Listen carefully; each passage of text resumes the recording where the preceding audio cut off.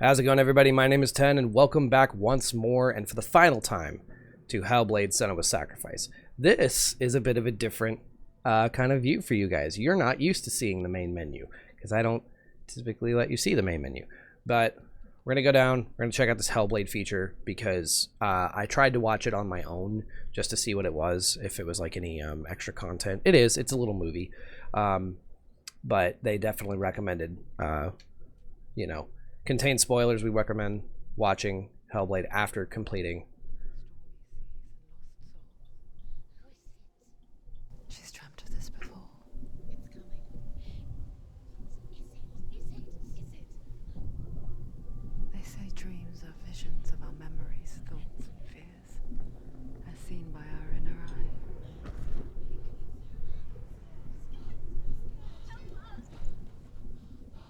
What if each one of us is always dreaming, even when awake? And we only see what our inner eye creates for us. Is this what hell is? A world shaped by Senua's nightmares. Maybe that's why people fear seeing the world through our eyes. Because if you believe that Senua's reality is twisted, you must accept that yours might be too.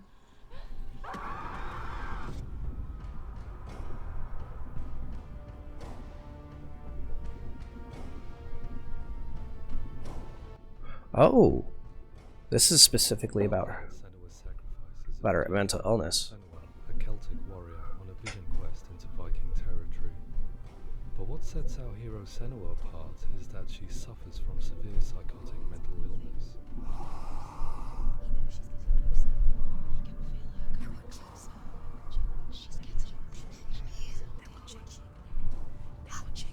The original idea for Hellblade was to create a classic hero's journey, a journey of suffering, but one where the fantasy world is not another planet or alternate universe, but a world that is constructed in Senua's mind. Ooh. But to do so would mean putting psychotic mental illness at the center of the experience, a subject that is still considered taboo, and a challenge that was both terrifying and exciting in equal measure. Huh. In Hellblade, the starting point was a newly discovered Celtic goddess called Senua in Ashwell, Hertfordshire. When first discovered, her name was thought to be Senua, a name which I liked and kept. I wondered if Senua might have been a Celtic warrior like Boudica, who stood up to the Romans. While the Romans had conquered all of Europe, there was a group of Celts up in the furthest reaches of the Roman Empire that could not be conquered, the Picts. Huh. And so the Romans built a wall, called Hadrian's Wall, that spans across Britain from sea to sea to keep the Pictish barbarians at bay. The Picts were known for their war paint, painted on with woad, and their matted hair clumped with lime. And so Senua would be a barbarian Pict in this image. What's your name? Senua. I haven't seen you before. I don't live home much. Oh, Zeno's daughter. I have to go. Wait.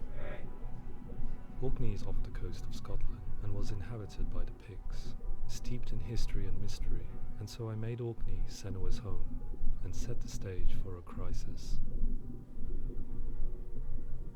In the late 8th century, the first Vikings landed on the Orkney Islands. The population of the Picts crashed thereafter, replaced by the Northmen of the 9th century. Were they wiped out? We don't know for sure, but it would seem likely given the reputation of the Vikings. You know? The Northmen's brutality is legendary. High-ranking leaders and chieftains of the tribes they conquered were often offered as sacrifice to their gods. The most brutal of these sacrifices was known as the Blood Eagle. I imagine Senua as a young female warrior who returns home from exile to find her partner, Dillion, brutally sacrificed to a Norse god by these hellish warriors from a faraway land. Huh. I imagine the horror of this moment and how it would have dragged her deep into mental torment.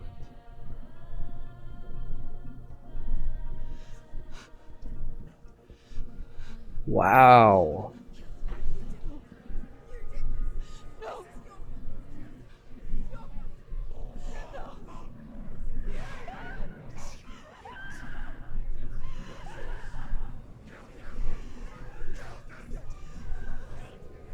Yeah, damn, holy. I came to learn that the Celts had a sophisticated and nuanced perspective on the nature of mental disorder. One term they used was Gelt. A Gelt is a man or woman who has been driven mad by a curse, battle trauma, or grief. The Gelt would take to a life in the woods in search of penance, punishment, and purgation. And so Senua became a Gelt, cursed by darkness, looking for redemption in the wilds. Whoa. Another word the Celts used in reference to mental disorders was truth, meaning fool, or liar, one who utters the words of God. They tell of the mad sinner who flees battle into exile and takes on a beastly nature, growing feathers on his body. The character called Truth in Hellblade is based on a little-known person called Findan, an 8th century Irish Celt who was captured and enslaved by the Vikings. I love this guy. He eventually escaped to Orkney, where he became a monk. I will tell you my stories of hell, if I may walk with you. Upon meeting Senua, it would be his stories that fuel her quest deep into their world of gods. The Northmen say the world will come to an end. The sun will grow black, the earth will sink into the sea, the stars will disappear, fire and water will meet, flames will play against the sky, the heavens and earth and all the world will be burned, all the gods will be dead, and the warriors of Valhalla and people everywhere. Senua, prepare yourself for Ragnarok, for it is nigh. So the stage was set for a new adventure, Oh. a journey into the Norse underworld called Hell, a vision quest fueled by madness and myth, a fantasy that was created by Senua's own mind, and one that we would experience through her eyes. This is your mission. This is your quest. There is nothing else left. To make a game about a warrior with psychotic mental illness as its central. Okay, I'm so sorry. I'm going to pause right there. Whoa. Okay, number one, actually dressing the man that plays as Druth in his, his outfit. Wow, man, that is incredible. Normally, whenever you see somebody doing, normally whenever you see like these sort of like motion capture type dealies going on, you always see like what we just saw with Senua. The voice act, the actress for Senua, in the full, motion capture suit and the little dots on the face and the camera that's like way out here, like kind of about like the same distance from like me and my mic. Yeah, I didn't know they actually dressed him up as like his character. That's cool. Kind of makes me want to see Chris Judge actually put on the costume for Kratos. I'd love to see that. All right, sorry. The theme was fraught with danger. Mental illness such as psychosis is still taboo and rarely acknowledged in a century of cinema, never mind the new medium of games. Where it does feature, it often conflates psychosis and psychopathy associated with a lack of empathy. It is unfortunate that these two words sound so similar that they are used interchangeably in media. I must admit that I didn't have to look very far to discover my own ignorance of the subject. Oh yeah. So we reached out to Paul Fletcher, psychiatrist and professor of health neuroscience at University of Cambridge. Psychosis is a descriptive term, and it refers to having a loss of contact with objective reality. So it's characterized by two main sets of symptoms. One of them is hallucinations, where somebody experiences perceptions when there is no actual objective thing out there to perceive. Who are you? And the other is delusions, where somebody comes to very often bizarre, unpleasant, frightening beliefs when there's no good evidence in favor of them. There's no doubt about it. The source of the darkness is in Helheim. And the goddess Hela holds his soul there. We reached out to Welcome, a biomedical research charity that spends billions on research and awareness programs aimed at improving health. Mental health hasn't always been presented in the media in a way that is particularly helpful. It can be challenging to engage people with the subject matter, and there are a lot of preconceived ideas about mental health, and particularly schizophrenia and psychosis. So we hope our support allows the team to continue to collaborate with Paul Fletcher and with those who have experience of psychosis to create a game that provides a fresh perspective on the condition and allows audiences to engage with it in a way that just wouldn't be possible in any other medium. I will say the like you guys didn't get to experience it because you were watching it in a video, and I couldn't. I'm not a skilled enough editor to be able to create binaural sound with a video. But when you're playing the game, the voices that you hear, like, I don't know if you haven't watched my entire playthrough, the very first like couple of episodes, I'm like actively looking in the directions of where these voices are coming from in my headphones. And so the ability to integrate that into this with actual research done on psychosis, on schizophrenia, you know, it's phenomenal. I love the amount of attention to detail that went into this. I didn't speak on this when I was ending the playthrough last episode because I didn't feel like I'm not smart enough to comment on it. I don't have enough information on psychosis and schizophrenia to not make generalized biased statements. And I say biased because like we always have like they said earlier, psychosis often people often tend to think that it's comparable to psychopathy. Not true. And that's as far as I can go because again, I'm not well versed on these subjects. That's why I'm happy that this thing exists. But yeah, I just wanted to make a quick little thing on that. Like, I am so happy they put this in a video game because I don't think in movies, unless you have like an in-home theater surround sound system, you're not going to be able to get this same effect. And movies aren't going to advertise themselves as something that you should listen to with headphones. It's a movie. It's a family viewing experience or, whatever. But in a video game, on the other hand, headphones are par for the course, especially if you do what I'm doing, you need headphones. And so utilizing that as a way to sort of put you more in the mindset of Senua and of characters and people who suffer from Senua's condition, just wow. What a great use of technology and resources, as well as making sure that it is fully accurate. I don't know if it's fully accurate. I guess they're going to get to that with this little segment of the movie, but yeah, I'm going to shut up. What started out as a brief consultation convinced me that we were only scratching the surface of an immensely deep and interesting subject that could enrich and change the very nature of the game. That's cool. Thanks so much for coming here. Pleasure. Thanks. It's really interesting for me, and I'd love to be involved. It's fascinating. Our understanding of psychosis is still very much a mystery, and ways of treating it are still primitive compared to physical illness. After all, it is easy to see the pain and suffering caused by physical diseases or physical trauma. It is not so easy to see the mental suffering and trauma of severe mental illness. Yeah. But what if we could find a way to see it? Games are capable of drawing you in for hours on end, playing the role of a character who is different from you, yeah, experiencing their perspective, and actively involving you in a world that functions with a different set of rules. Literally what I just said. Yes. Yes. If we were to represent Senua's psychosis, I'm going to have to blur that. Voice hearing, a common attribute. But how can we simulate something we have no first-hand experience of?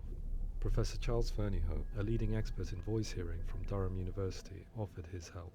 Hearing voices is an experience that is usually associated with severe mental illness, and crucially we know that hearing voices is a part of ordinary life for many people who don't meet the criteria for mental illness.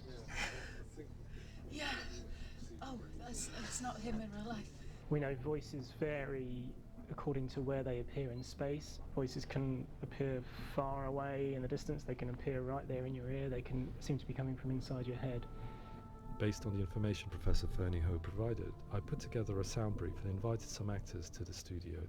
We recorded the actors using a binaural microphone, which records the 3D spatial position of sound, replicating the way sound is heard by human ears. It gives you an incredible sense that the person you are listening to is right there beside you.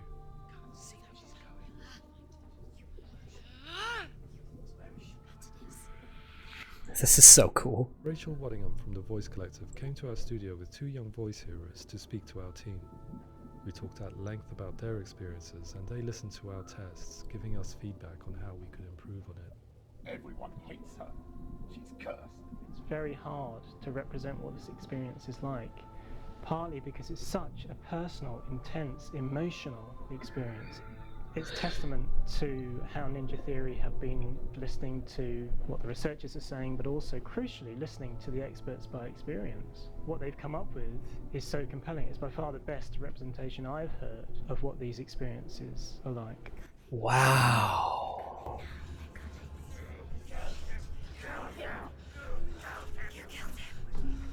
Other common attributes of psychosis. I'm sorry, hold on. Even then, when they were just giving the sample audio of the voices, just all the little voice lines or whatever, it was still binaural. It was still binaural. Oh, it's so good. Literally, guys, I'm not lying to you.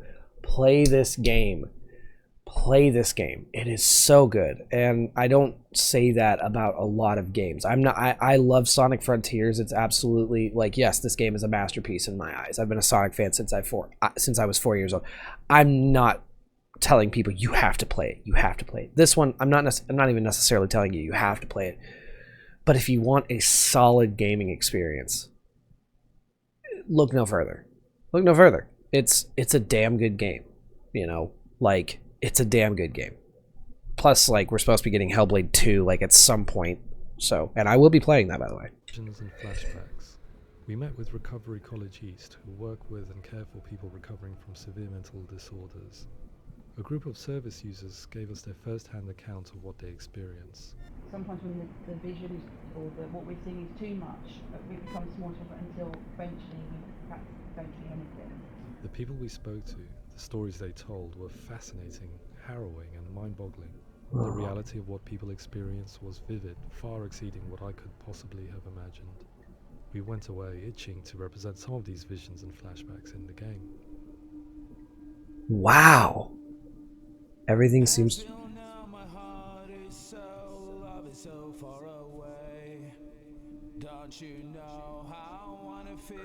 I don't know what's going on with the song.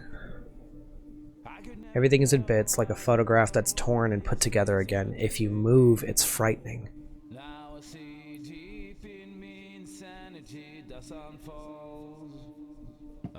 Colors seem to be brighter now, almost as if they are luminous. I'm gonna turn that down.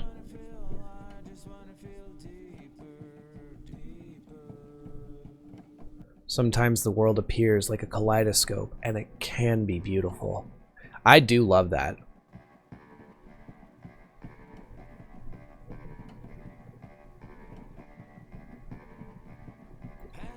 When I move quickly, it's a strain on me.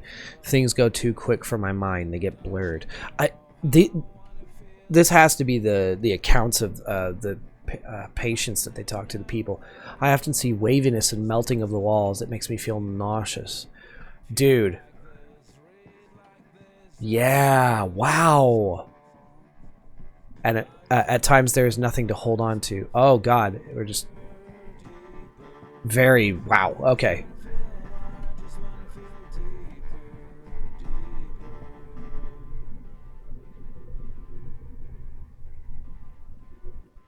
To refine our work, we continue to hold meetings with Recovery College East over the course of a year and a half, showing them what we had achieved so far and refining the in-game representations based on their feedback.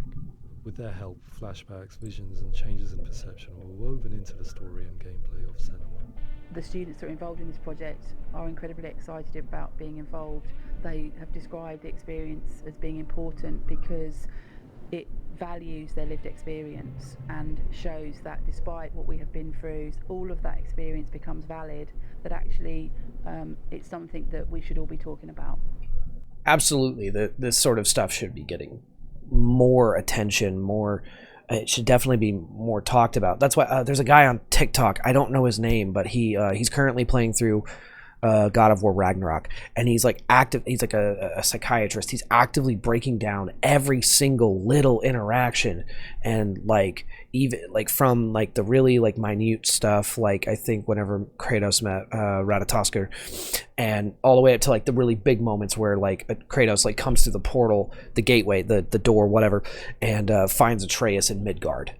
You know, and that whole scary, like, oh God, Dad caught me, you know, situation. And like the psychiatrist like breaks it down and like really explains what's happening here. It's not just a surface level thing. These are mannerisms that really speak to these characters' specific like traumas and experiences and feelings and emotions and, you know, their roles in life and how those roles, you know, play into how they're acting. You know, Kratos being a father, Atreus being a teenage boy going through puberty, you know. And in this instance, it's, you know, Senua having a mental illness, psychosis, schizophrenia, whatever.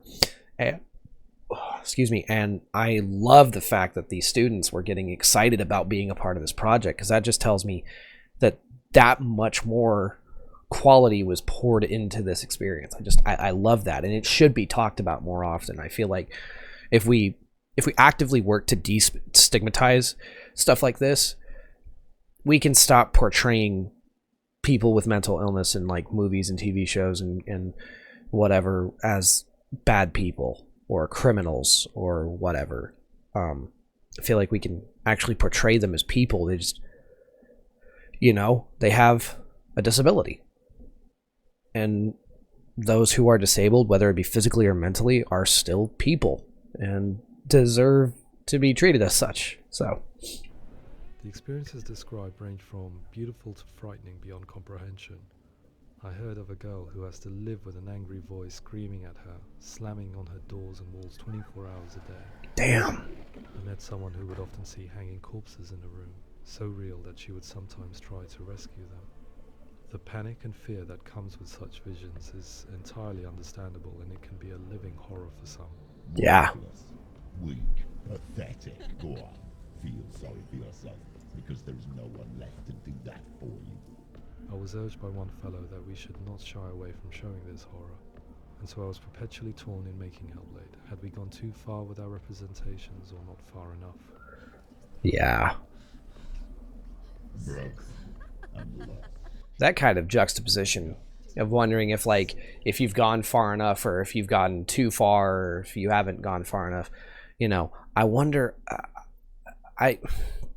especially with this, because it's so important to get it right, but like it's on such a broad spectrum, you know, that you could pretty much make up something and it would probably sound right, you know, without having done the proper research. But I'm happy they took the time to put in the proper research, because I mean, to anyone else, this would just seem like what she's about to do is she has just got done putting that blade, or what's left of it, in a fire to make it super hot so she can cauterize the wound on her head. She's about to do that. And to a lot of people, that seems something like crazy. Like, why would you ever do that? Just like, you know, I don't know, especially in our modern world. Like, go to a hospital. What are you doing? No. This is part of it. And it needs to be discussed, but it's that fine line of, oh god, I've gone too far, or oh man, I haven't gone far enough. But oh, don't show it. I hate this part. I don't like. Yep, they showed it. Jesus. Voice hearing and visions were the low-hanging fruit, so to speak. Yeah. There's another aspect of psychosis that is much harder to explain, but one that I think video games are uniquely able to represent, which are often called delusions.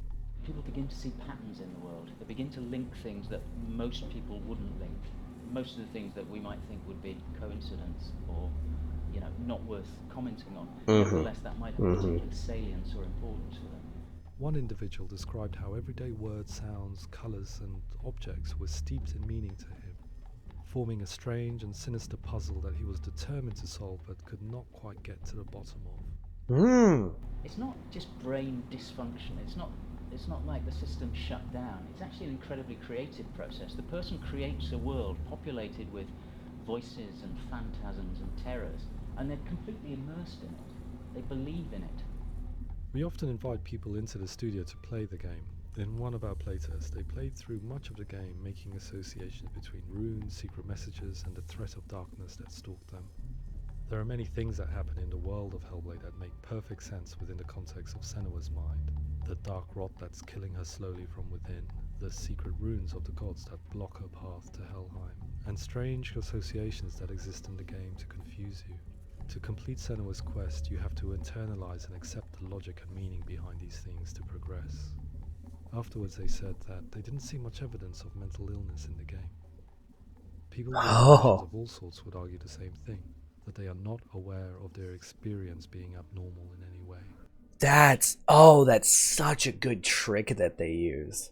That's such a good trick that they use, because you can literally make a game about anything, and us as the player at some point, to a certain extent, has to accept that this is just the way things are. Why can Sonic break the sound barrier just by running really fast? Why can he do that? Because he can do that. He's Sonic the Hedgehog. That's just what he can do. Why can, why is Kratos so incredibly, like, wow, this dude is, like, incredibly strong. How is he able to do that? He's a god. And because we don't know that much about gods, we just kind of are like, yeah, okay, that sounds right. A god typically might have super strength, or, a anthropomorphic blue hedgehog, might just be able to run really fast. And in this case, because we're so immersed in Senua's mind and her world and how she sees things, we just kind of play this game as like, yeah, this is part of it. This is just the world. That's what it is. But for some people, this is an actual reality that they go through on a regular, like, day-to-day basis. Seeing things that aren't necessarily there, shapes, patterns, puzzles, colors, events, objects, whatever, that are just kind of there for them. But for us, it's like, okay, I look at my controller, I see a controller. But for them, like, they might see, like, it's talking. The way the colors are pulsing, it's saying something. Like, they might do that. I don't know. I don't want to make it sound like, I know these things all of a sudden, but that is such a good way. Like I said, video games are really the best way to, like, portray this, as well as bring you into the headspace. Like, so good. I need this sword. It's important. Representing perception changes and thinking patterns within Hellblade gives us a set of symptoms common in psychosis. But people with lived experience were keen to emphasize another point, that it is wrong to define a person by their symptoms. Right. Quite often, the illness comes not from the symptoms, but from the stigma, isolation, and mistreatment that comes about from the rest of society. Yeah. They say that I'm cursed. What if they're right? I needed someone to portray Senua, someone who could believably internalize her suffering.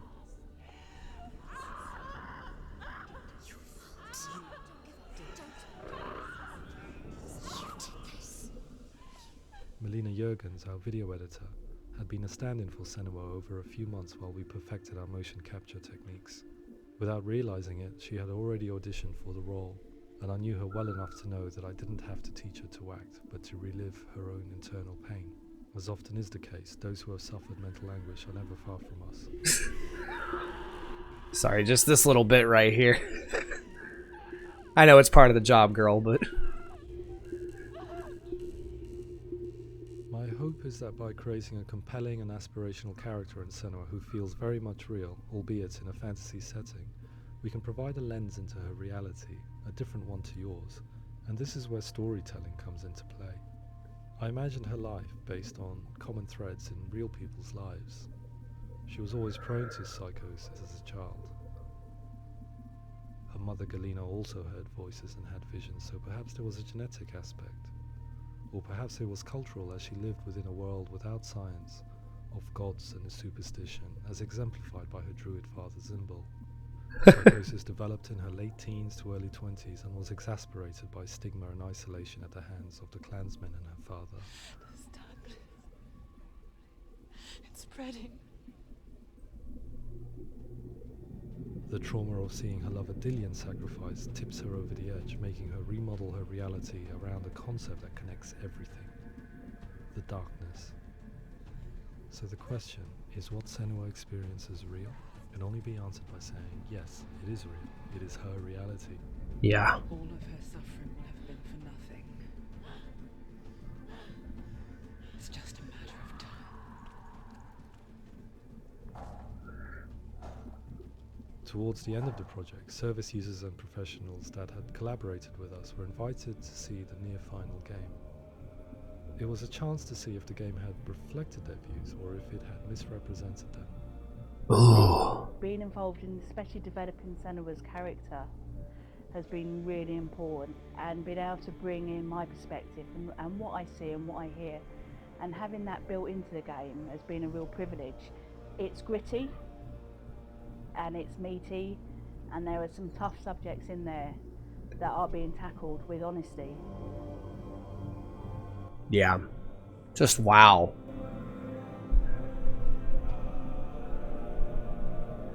Wow. Look at that. I was blown away by it today, absolutely blown away. It was just fantastic to get the opportunity to use our lived experience in a very creative way. There's nothing tokenistic about the work we've put in. It feels like we've been listened to, things have been taken on board, and I think there was a lot of realism in the game itself, and it feels very authentic. Gorgeous. Beautiful. Hellblade will give people a good experience of what it's like to hear voices and have those experiences. I'm glad that the guys at Ninja Theory kind of asked us to come along and help them build an experience that's positive when it comes out, and get myself a copy and have a go. Yeah. Absolutely. God, to have worked on this project and then get to actually live out and play the finished product. Like, wow, man. I could not imagine. All the way through, I was really inspired by how the conversations have translated into the game in a way that I think I didn't imagine was possible. So wonderful, really wonderful. Yeah. I mean, just like, wow. So cool, this game. And I'm grateful that we got... I really hope that others will follow the lead they've set and use the power of something like a video game to change people's perceptions. Yes. To increase understanding. Yes. And ultimately to make some of the stigma around voice hearing and other experiences go away. I like how even that subtle, like that simple little change. Sorry, I keep pausing, and this is something I'm so passionate about, and I love talking about it. I love that subtle little change, just calling it voice hearing. You know, it makes it sound like it's like, oh, it's, you know, like, I don't know, like, I don't like creating soft language for able-bodied people, for able-minded people. But I feel like that's just a good way to destigmatize stuff, is you have to create a soft a soft language around it, and then but immediately try to back it up with like what it's actually called, which is like, you know, mental disability. And, you know, we talk about it like physical disability.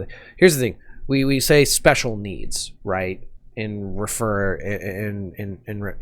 to those who are mentally disabled. My little brother is mentally disabled, and the minute that I heard that term, it was like, no, that's what he is. It's no different than, you know, being in a wheelchair, you know, or having to use a cane.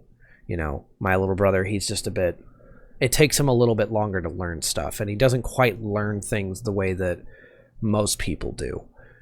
And that's okay. He just has a learning disability. He's not very, he doesn't grasp things very quickly, but I would never, even as a kid, it didn't feel right calling him slow, or, you know, the R word. And I'm not going to say it because that's disgusting. It's the actual term for it, medically speaking, but I just don't like the connotation and the context that people have, you know, taken it, and they're like, oh, we can use this as an insult, as a derogatory way to refer to somebody, especially those who are actually mentally disabled. And I tend to look at this, the kind of, not the same exactly, because this is like a different category of mental disability, but, you know, I love just the simple little, like, just changing it to voice hearing instead of just saying, oh, that person hears voices in their heads, and like making it like, ooh, like a spooky thing or whatever. I hate that, but I do love them using the term voice hearing. For me, it was really exciting to see something that I explore scientifically being represented so beautifully in a character who's trying to penetrate the mysteries of the environment in which they've been placed, with all of this strange uncertainty and noise and conflicting information that they're getting. I'm very excited by this way of trying to represent mental illness, because I think it actually might be offering us insights that we wouldn't get from, you know, pure scientific explorations, and actually giving us quite an empathic view of what it might be like. Yeah. Oh, what a cool shot. Dude, photo mode is awesome. Has been with us for as long as we have been on this planet. But why? Why hasn't evolution stamped out this weakness from within our gene pool? I often pondered this question until I realized that the question had an inbuilt flaw. It assumes that being and thinking differently is a weakness. The only reason we have computers, spacecraft, medicine, poetry, art, and yes, even video games is because individuals are able to simulate new abstract realities in their minds and share them with the rest of us. We need people to be willing to see differently in order for us to progress and survive as society. And we need to be open to these new ways of seeing.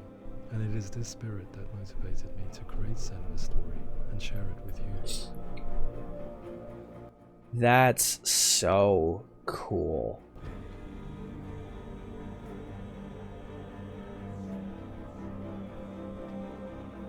That is, if you would like to find out. Oh, yes. If you want to, I'll actually probably put that link in the description below. If you are interested in actually reading more about that, I've already read all of that.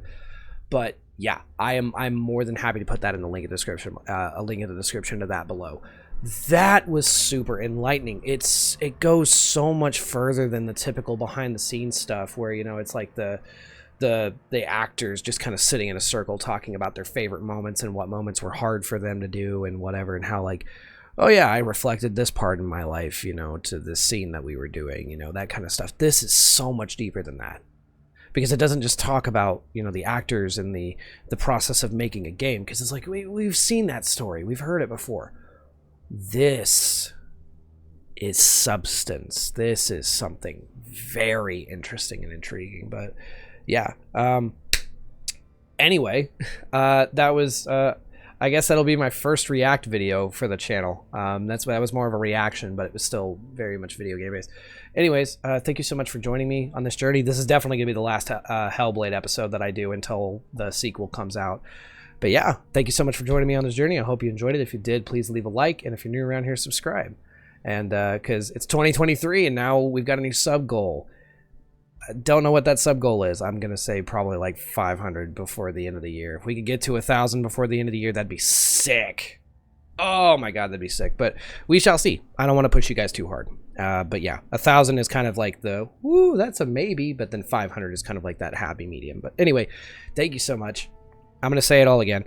And until next time, remember the world doesn't need any help beating you down, so please be kind to yourselves and to each other. Please. It's one of the reasons why I played this game. It's to remind you guys to please be kind to yourselves internally and to others externally around you. Anyways, my name is Ten, and I'll catch y'all next time.